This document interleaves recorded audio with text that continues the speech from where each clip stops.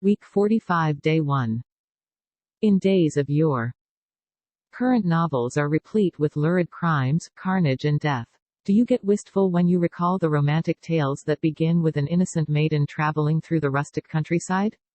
She is dressed in glittering raiment. The scene is idyllic. Without warning, the group is set upon by a virile brigand, who, in the most perfunctory and callous fashion, carries her off.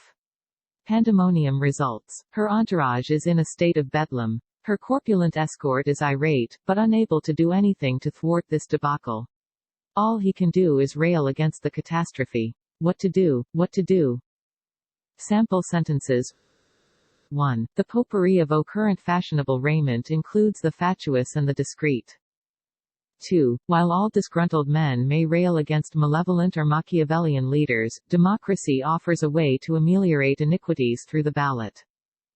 3. Is there any veracity in the platitude that corpulent men are jocose? 4. To be candid, there is little to be wistful about in the good old days.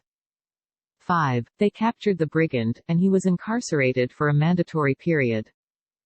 Week 45 Day 2. Woe is me. The raconteur of our story about idyllic times gone by goes on to elucidate how the comely heroine is taken to the bandits' hideout. There, a sullen crew of cutthroats is gathered. They don't wish to procrastinate. She must be taken immediately to a foreign land where much treasure will be paid for her. Their cupidity knows no bounds. The leader wants to hold her for ransom from her wealthy parents. The gang demurs. They are reticent. There is a rift among the criminals. Their leader remains truculent, and they agree to wait for just 2 days for the ransom money. An emissary from the grief-stricken parents is expected at any moment. The wan maiden, her spirits at their nadir, has time to ruminate about her lugubrious fate. Sample sentences. 1. He alluded to the rift caused in the school by the plethora of hirsute boys who ignored the criterion for appearance. 2. Well known as a raconteur, he was never chagrined when asked to tell a story from his large repertoire. 3. Despite all attempts to mollify her, she remained sullen about the levity caused by her slovenly raiment. 4. The obscure country, an aspirant for membership in the United Nations, sent an emissary. 5. An anomaly of our modern technology is that the more we need to know, the less time we have to ruminate. Week 45 Day 3. To the rescue. Back at the castle, the situation is taut with emotion. The fair maiden's mother is livid with fear and anxiety. She has attacks of vertigo. She talks about her daughter's audacity in riding out into the ominous forests despite many similar kidnappings. The girl's father, a martinet who rules his family with an iron hand, staunchly refuses to pay the ransom. Iniquity shall not be rewarded. At this moment of crisis, a heroic knight volunteers to rescue our heroine. He has had a secret yen for the young beauty. Avoiding rhetoric, he pledges his all to castigate those responsible for this ignominious deed. He holds his life as a mere bagatelle against the duty he owes his beloved mistress. At the propitious moment, he rides off to do or die for her. Sample sentences.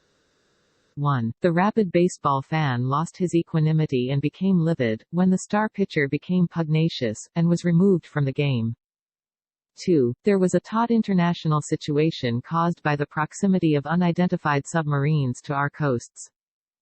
3. When one enlists in the army, one expects to be under the aegis of a martinet. 4. His yen for imbibing and romping with girls worked to his detriment.